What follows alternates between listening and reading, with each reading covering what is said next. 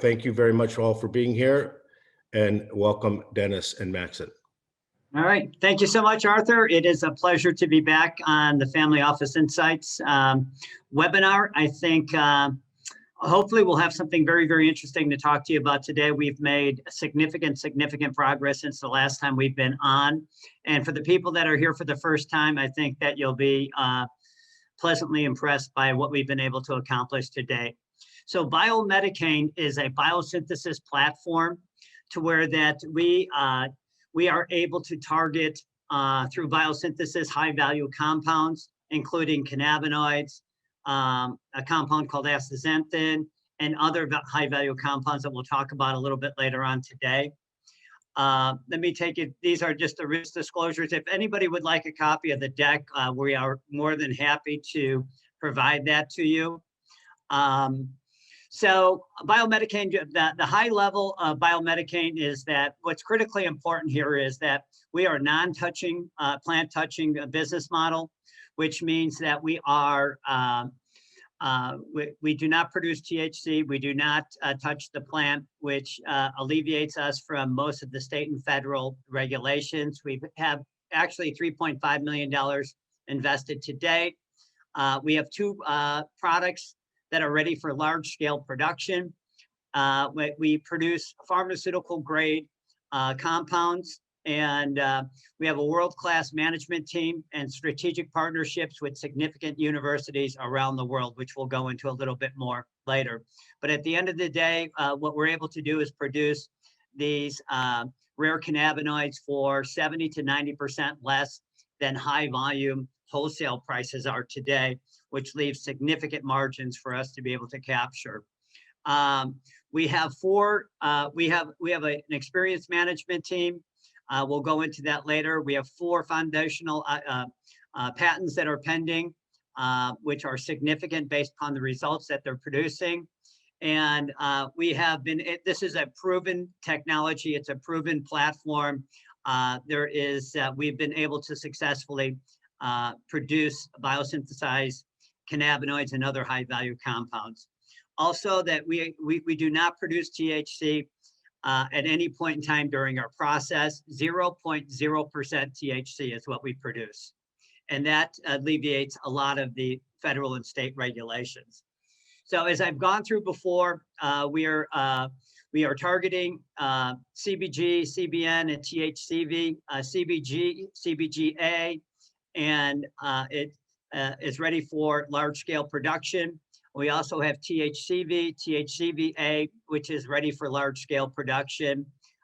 We do have over 60 years of experience in biosynthesis, 20 years of experience in specifically working with Yaria leptolytica, which is a very, very specialized yeast that sets us apart from everybody else. We believe that we have the most experience in the world working with this specific type of yeast. We expect to be generating revenues by 2022, and we'll go through the revenue model then, but we're expecting over $12 million in revenues in 2022 and ramping significantly from there. Dennis, yeah. Real quick, this might be the right time to ask this question, and you don't have to answer it if it's a trade secret. One of the guests has asked, what enzyme are they using to form CBGA? Next. Yes, we are using several enzymes. For CBGA, especially, we're using gene NPHB. So this gene is coming not from cannabis plants. It's bacterial gene, and we have mutated form of NPHB, which can produce 100% CBGA with high activity. Okay. Right. Okay, that should do it. Okay, thanks. Yeah, and we are raising $10 million now in a current round, and we can go into the details later, but this enables us to finish all R&D for additional cannabinoids that we have, which would be CBN and THCA, as well as that it puts us into large-scale production by Q1 next year. Hopefully we can get it sooner, but that's what we have targeted now. Basically, this is an idea of exactly what we do. We utilize water, sugar, and yeast. We infuse it with a unique IP enzyme. We take it through fermentation, and depending on what we're targeting, the end result is CBGA, CBG, THCA, CBNA, CBN, THCVA, and THCV. The market for cannabinoids, especially biosynthesized cannabinoids, is exploding. According to the Raymond James analyst that covers this space, it's expected to reach $40 billion by 2029. This is coming from very, very small beginnings. So this is one of the fastest growing markets in the world today. And you'll soon see that we believe that we have a leadership role as far as IP and what that IP delivers. And we'll walk you through that a little bit later. Basically, what the problem has been to date is that it's high cost to be able to grow enough cannabis to be able to extract these trace cannabinoids. And then by the time that you're done, it takes a significant amount of energy, natural resources, fertilizer, all types of other different things. And then you have to take it through extraction and purification. And then you have the issue of every single season, every single plant is different. Every single season is different, kind of like wine. You can't make the same exact wine every year. You can't have the same plant every year, same grow season every year. And ultimately what this produces is a very, very high cost. There's a lot of contaminants and toxins that have to be purified out. And the cost is exorbitant, for commercialization. And that's the reason why that we've gone into the biosynthesis market. What we're able to do is that we're able to produce a 99% pharmaceutical grade compound that's organic, non-GMO, and we're able to do it that's bioidentical, which means it's exactly the same as the molecule that exists in nature, and that's the reason why it makes it organic. We do this utilizing 90% less energy and natural resources, and that's the reason why that we're able to deliver significant results. Because of all the energy savings. It's a high quality, low cost product. Now, the rare cannabinoids that we're targeting, first, the two that we have ready for large scale production now is CBGA and CBG. There is many, many benefits to CBG. Antibacterial, anti-inflammatory, and bone stimulant are just the top three. There's probably 6 or 7 major benefits to it. There has been 20 clinical trials that I know of that has been done on CBG, CBGA. And there's many more happening now. THCV, THCVA, aids in memory, appetite reduction, bone stimulant, and it's a neuroprotective. So this is going to be, CBG is pretty well known in the market now. It is starting to gain significant market traction as far as revenues.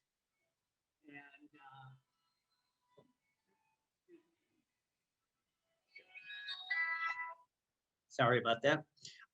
It's starting to get significant market attraction now. THCV is a little bit less known, but I think that because of diabetes and everybody wanting to be thin, I think that it does provide some significant benefits that the market will embrace very, very quickly. THCA and CBN and CBNA, we expect to have this ready for large scale production by the end of this year. And you can see the benefits there of these compounds. Basically what we are, basically these are the markets that we are targeting.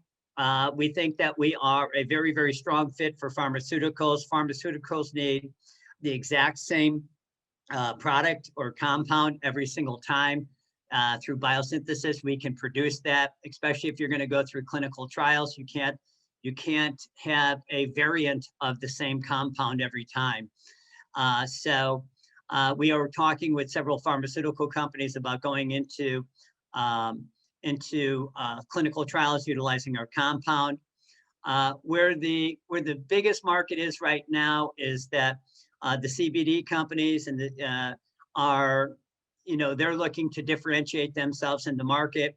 So they're looking to add additional rare cannabinoids to their compounds to make them different in the market, and add, and make it a superior product by delivering more specific health benefits. The CPG market is a big market right now. We're starting to see a lot of the health food companies looking to add rare cannabinoids into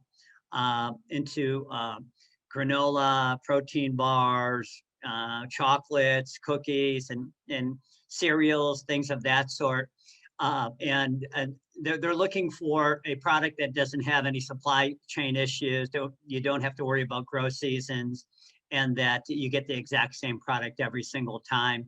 Cosmetics and lotions is probably the next biggest one. And then from there, we're looking at the beverage market, which is, this could be added into a litany of different types of beverages. But basically what we are is we're a wholesaler. We sell to distribution channels, either that have their own product lines where they formulate and add these compounds into it, or that they're distributing into other product lines that they would ultimately be formulating and adding this into it, or extending their product line, including this.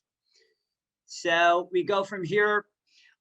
We can talk a little bit about the cannabinoids and basically what our technology does. I think that we can probably drill down into the technology of this a little bit more, because I think what's important to understand here is that what our claim is here is that we will have the highest quality and lowest cost production than anybody in the world, and that our costs will be significantly less than anybody else. Max can speak to the technology. Max, do you want to chime in here about this slide, or do you want to wait until the end? Yeah, we probably can wait for questions if we will hear okay, questions. sounds good. Okay, yeah, then we can talk about it. Actually, we have one question that might be timely here. Okay, perfect. Are you feeding anything other than sugar, e.g. fatty acids, hexanic acids, OA, etc., as cost of sugar is very high? So obviously somebody understands that question's from Nick. So I guess the question is anything else you're doing besides sugar, if you're doing that at all? Yeah, look, we don't feed anything else for this purpose. So basically, I know that some of our competitors feeding alveolic acid as feed, it's making their cost really high. So we're using only sugar. Of course, we using some like additions, which standard like yeast extract, or for example, we adding olive oil. So it's another compound like oils. So, but we don't feed expensive compounds like alveolic acid or like.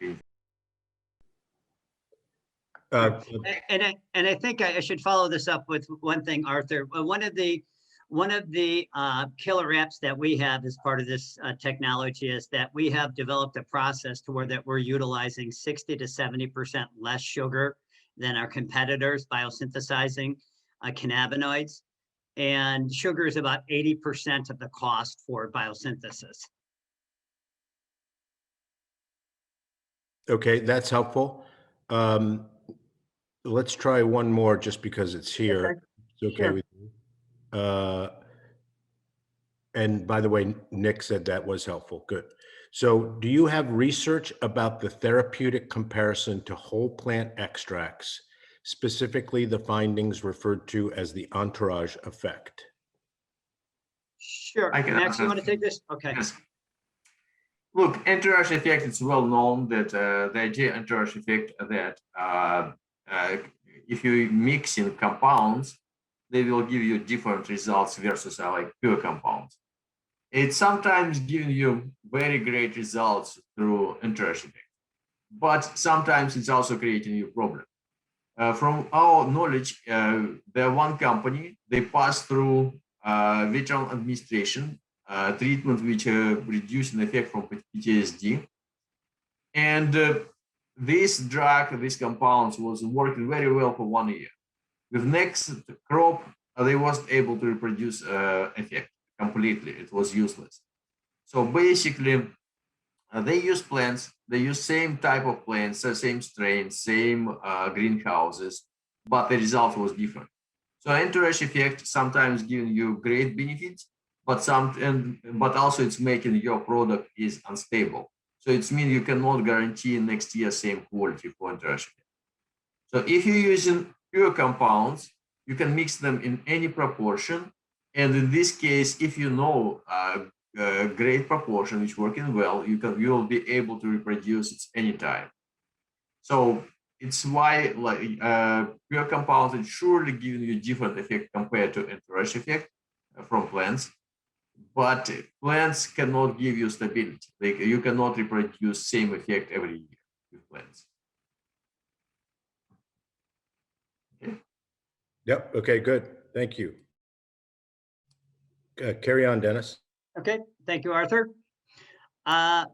This is our intellectual property. We're happy to give you a copy of this if you want to do any research on our patents. And we believe that these are the most significant patents in the market based upon our ability to be able to deliver the results from our technology. One of these patents is very, very interesting. We had done some testing on some of our, we run tests on all of our competitors' technology. And when we ran a test on one of our competitors' technology, we realized that they were producing a byproduct. And although that they claimed that they had no byproduct. And then we found out that this byproduct was CBGA, and we filed a patent on it. So it's a brand new category of cannabinoids. We own the patent on it as we have patent pending on that. And we believe that it has a lot of the same attributes of CBG, but CBGA has some additional attributes that we believe that may be significantly better than just a regular CBG.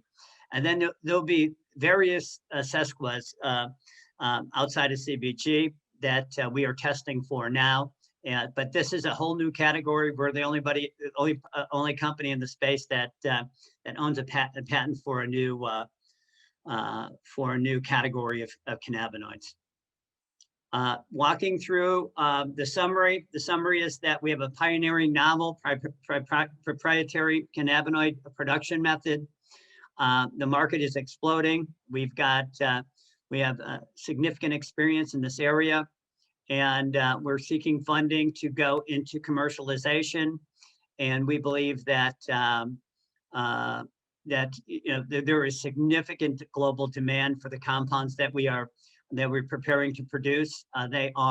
We've spoken to people everywhere from China, throughout Europe, throughout the rest of Asia, Brazil, Mexico, and the United States and Canada. And we will be able to sell hundreds of millions of dollars of these compounds once we get into full-scale production. So I think I need to, okay, one of the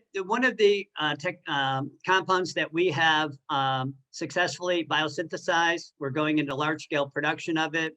It's called astaxanthin. We have named the company. It's a completely separate company now. It's called Biochi, K-A-I.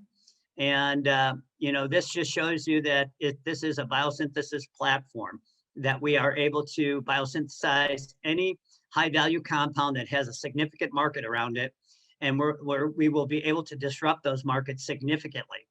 And the astaxanthin market is over $1 billion market. We're testing now with two of the largest players in that market, and those orders should be hundreds of millions of dollars to us sometime next year. So we believe that this is just the beginning of many, many spin-offs that we'll be able to produce. There's two things I need to add here that is not in the presentation because they're so recent. We just signed a strategic partnership with one of the largest, one of the richest families in Mexico. They have a strategic partnership with the largest pharmaceutical company and pharmacy chain in Mexico. We will be setting up production in Mexico and distribution throughout Mexico and Latin America from Mexico. And they will be paying for all the production, all the marketing, and we're doing a 50-50 split on that. We have more information on that if you want to inquire.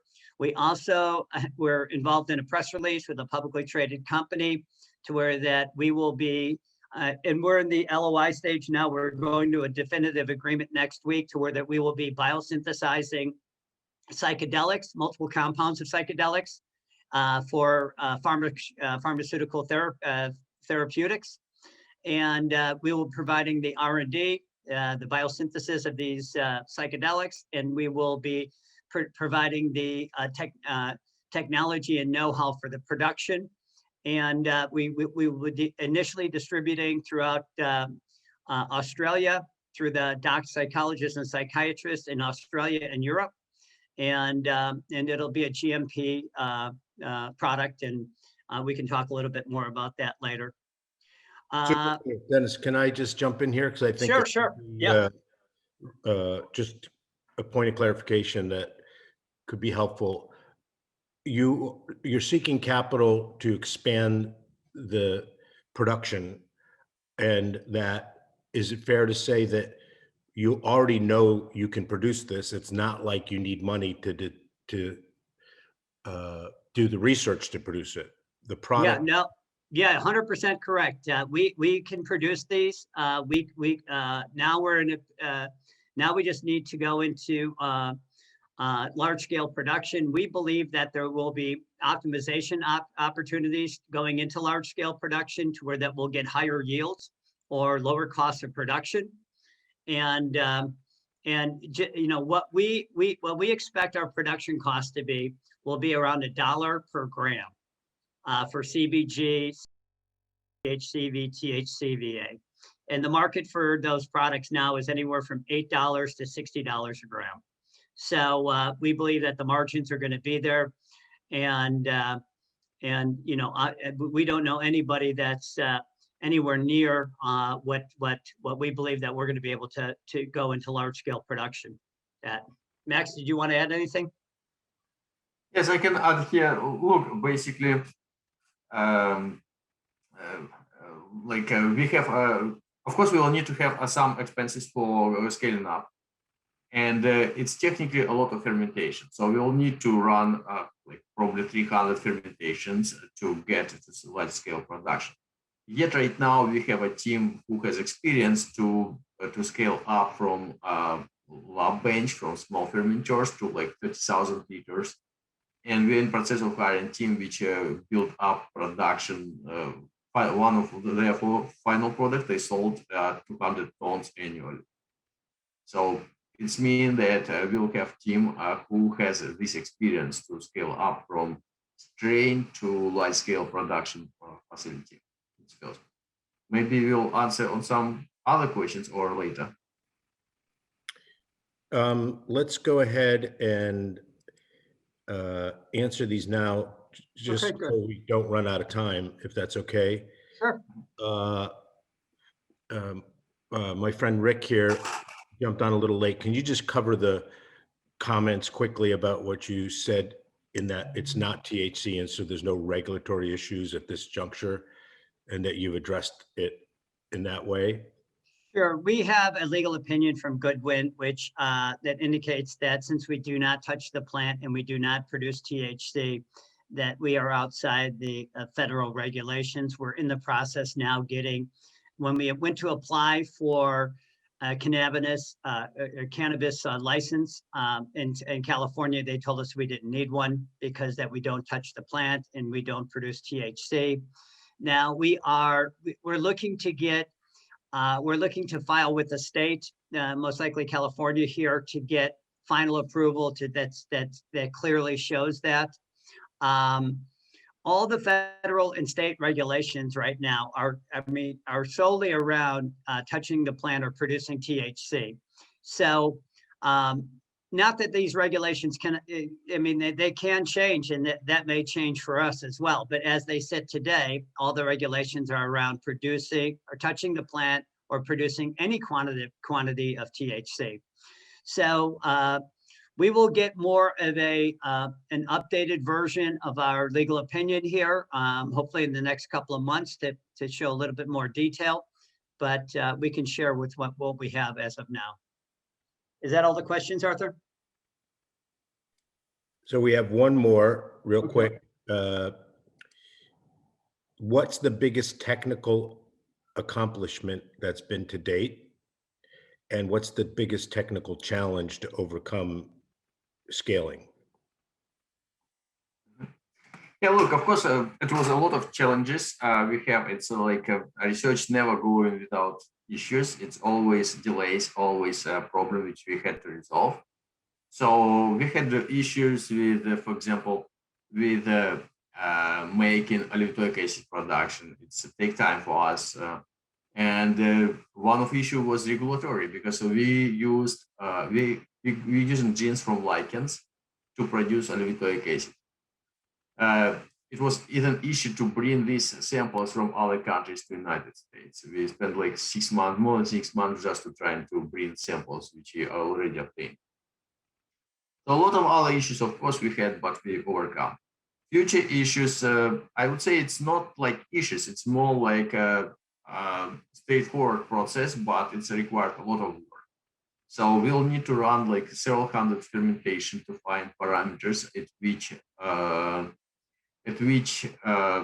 process working well or not well. All parameters need to be clearly determined, and after this we will be able to go for like 30,000 liters and higher. Okay. Great, thank you. Okay. So our plan moving forward is our path of commercialization is that we will have small scale production in our Fremont, California facility. We will start with a contract manufacturer to start to scale up on our production. And then ultimately we can, go into our own production facilities, which would be preferable to us. Our plan is to acquire a bankrupt or a going bankrupt biosynthesis company so we can retrofit that facility. We think that'll be the fastest, quickest, and most profitable way for us to operate. And I think that's our path forward as of now. But we do have small scale production that is getting ready to be built in Fremont.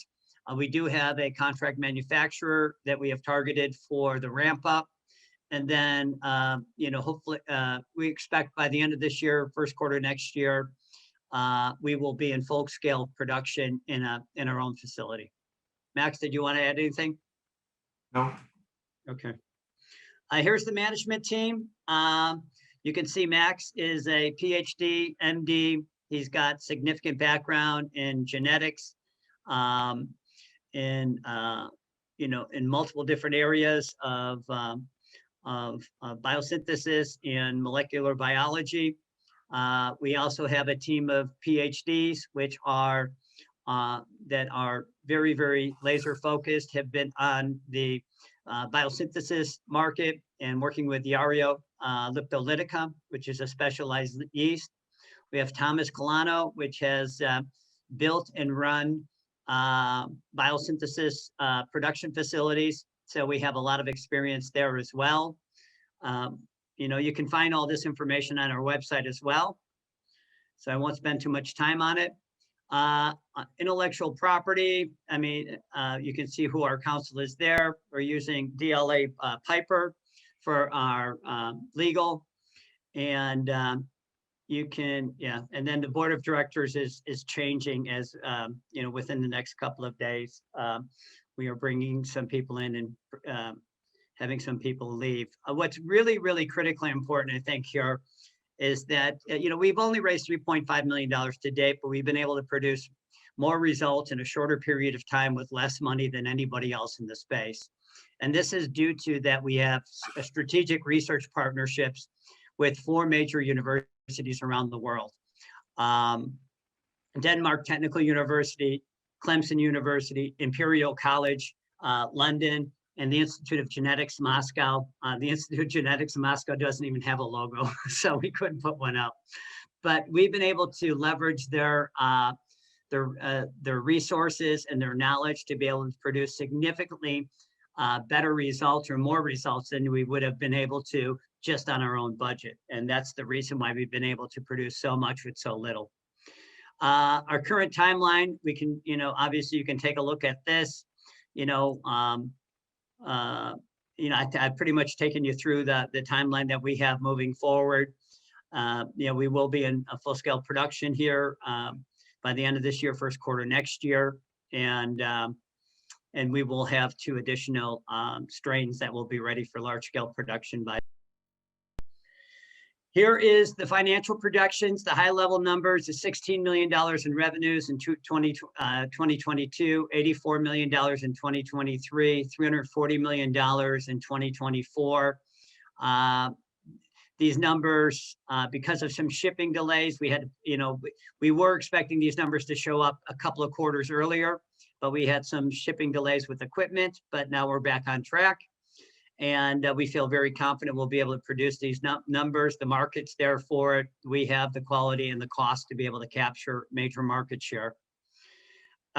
This is just basically the cap table. It's we can talk about that later if you're interested. Use of proceeds, research and development, equipment, G&A, just your basic stuff. But $10 million definitely gets us there. I think that we are entertaining the possibility of moving into a SPAC, but we have not committed either way on that as of now. And if we would go into a SPAC, we'd probably most likely have $20 million or more in it. Let's see, this is basically just more basic cap tables on our information. So I think at the end of the day, the takeaway here is that our claim is that we can produce the highest quality, 99% plus pharmaceutical grade, bioidentical, organic, non-GMO cannabinoids. And, we do it utilizing 90% or more or less energy and natural resources, which produces 70 to 90% less cost for us on the production side. So we think that at $1 a gram, we will be significantly below anybody else in the market. And, this is expected to be a $40 billion market by 2029. We expect to own a big chunk of this market share. And at the end of the day, every market gets commoditized. And when this market gets commoditized and everybody goes from relationships to quality and price, we think that we will be the clear leader in this space. Max, you want to add anything for closing comments? Actually, can I just jump in here real quick before you do that, Maxon? This is probably not a very fair question, but it might give some context, right? Right. So of all the predictions you can make in terms of the buyers of this type of product, synthesized or otherwise, what percentage of the market in the next 2 or 3 years will be happy not to have such a pure product and pay for it, independent of the price? And what percentage of the market absolutely needs consistent, pure product? I'd say it's about a 90-10 mix. 90% would prefer the biosynthesized version, only because that the cost of growing plants and producing these rare cannabinoids is exorbitant. Once you get outside CBG, the costs are just, you cannot grow enough plants to be able to produce enough commercial scale, and your costs are going to be significantly higher than us, 10, 20 times higher, at least.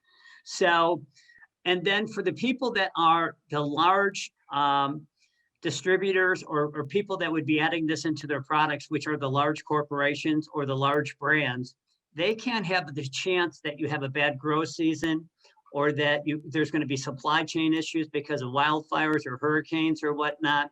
And they need the exact same product each and every time. So the reason why that there's been so much hesitancy outside the not legalization of it by the federal government has been that there's no consistency. The supply chain is all messed up with growing cannabis and being able to deliver it. And, for the people that needs tons of it, not the people that need, small, batch operators or the people that are just selling a couple of, tens of millions of dollars a year, but the people that are looking to sell hundreds of millions of dollars a year of these types of products, which are the large chains. But there will be some people that will say, biosynthesis, this is outside of what they're comfortable with.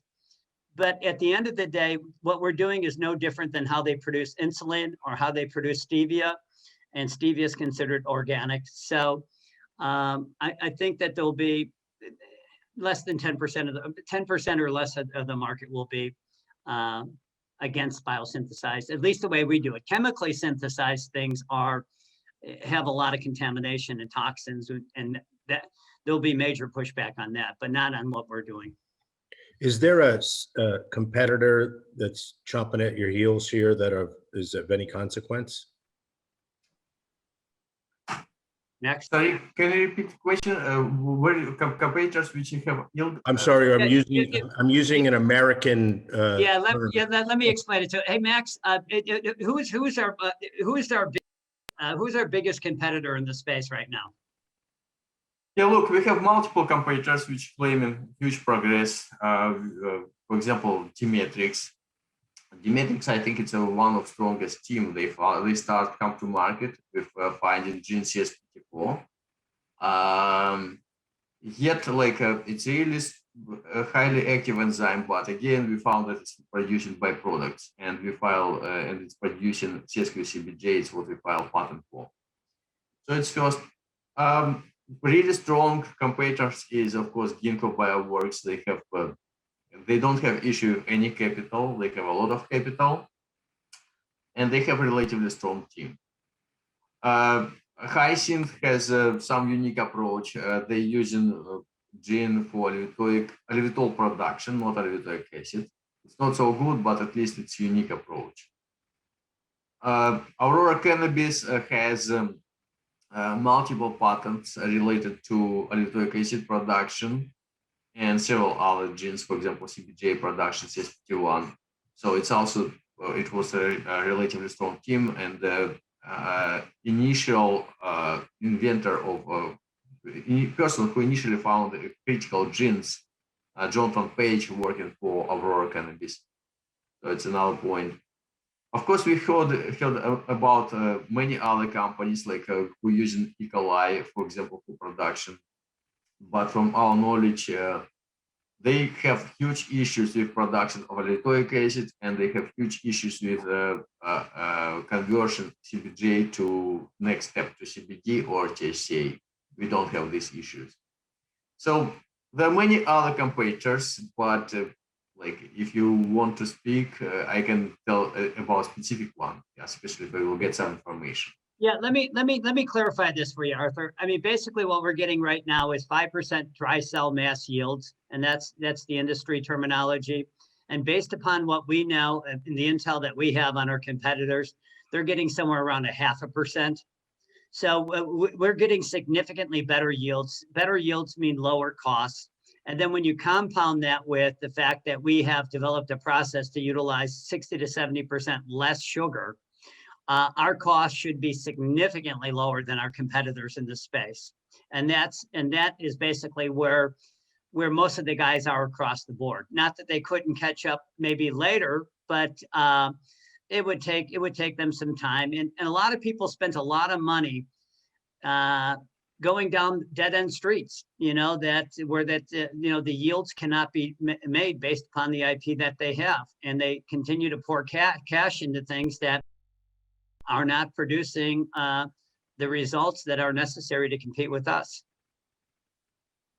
I don't want to speak for you, but I imagine that there's plenty of room for plenty of competitors because of the likely demand, right? So yeah, I mean, what we're claiming, as long as we're in the top 3, we're going to be, $1 billion+ company. Yeah. So super cool, guys. Very, very helpful. One last thing, and then maybe you can wrap it up with some final statements. What's your prediction, if at all, and what would you do if things started going down the regulatory route for CBD, just for the purposes of creating an environment where people were confident that even though you're producing something as a synthetic, that others will be producing, and so they want to have regulations and framework around stuff that's safe for the, Sure. for the consumer. No. Arthur, may I tell you? Look, biosynthesis is not synthetic. So, for example, using FDA rules and some European regulations, we can claim that our product will be organic and non-GMO. So biosynthesis is not counted as synthetic, at least it is officially by FDA standards.